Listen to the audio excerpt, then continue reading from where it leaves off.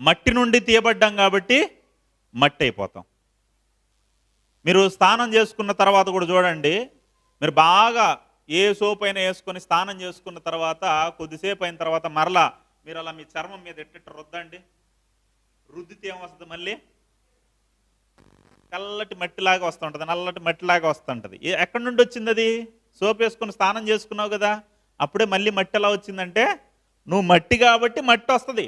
హల్లెలూయా. మట్టిలో ఏ మూలకాలు అయితే ఉన్నాయో అదే మూలకాలు ఈ బాడీలో కూడా ఉన్నాయి. ఎందుకున్నాయంటే ఆ మట్టి నుండే ఈ దేహం తయారు చేశాడు దేవుడు. ఒక ఆయన అంటున్నాడు, ఏమండి మేము మేము చనిపోతే కాలస్తాము, ఖననం చేస్తాము, మీరు శరించకుండా మట్టిలో పాతి పెడతారు, క్రైస్తవులుగా మీరు ఎందుకు దాన్ని పాతి పెడతారు, మేము కాలస్తాం కదా అంటే, ఎందుకు మేము పాతి పెడతామంటే, పాతి పెట్టడానికి కారణం ఏంటంటే మట్టి నుండి తీయబడిన ఈ దేహం ఏం కావాలి? మట్టిలోకి చేరాలి.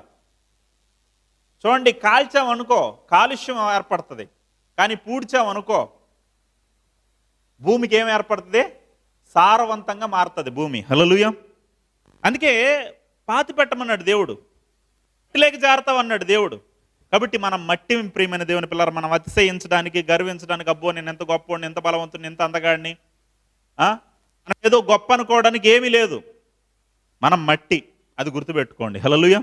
అందుకే భక్తుడు పాడతాడు, మట్టి నుండి పుట్టినవాడా ఎందుకు ఈ తొందర, ఏమి సాధించాలని ఎందుకు ఈ తొందర. మట్టి నుండి ఏంటంట?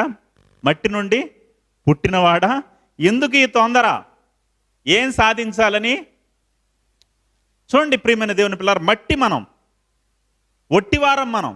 అందుకే ఇక్కడ కుండ ఎవరికి సాదృశ్యంగా ఉందంటే మనకు సాదృశ్యంగా ఉంది. హల్లెలూయా. ఇప్పుడు ఈ కుండలో ఏమి నింపుతామో ఆ కుండ అలా మారిపోద్ది. ఇప్పుడు కుండలో పాలు పోసామనుకో, ఆ కుండ ఏం కుండ అయిపోద్ది? పాల కుండ అయిపోతుంది. కుండలో నీళ్లు పోసామనుకో ఏమవుతుంది? ఆ కుండ నీళ్ళ కుండ అవుతుంది. కుండలో విషం పోసామనుకో ఏమవుతుంది? అది విషపు కుండ. కుండలో కళ్ళు పోసామనుకో ఏమవుతుంది? ఇది కళ్ళు కుండ. కుండలో నూనె పోసామనుకో ఏమవుతుంది? అది నూనె కుండ. అంటే వేటిని పోస్తే ఆ కుండగా మారిపోద్ది.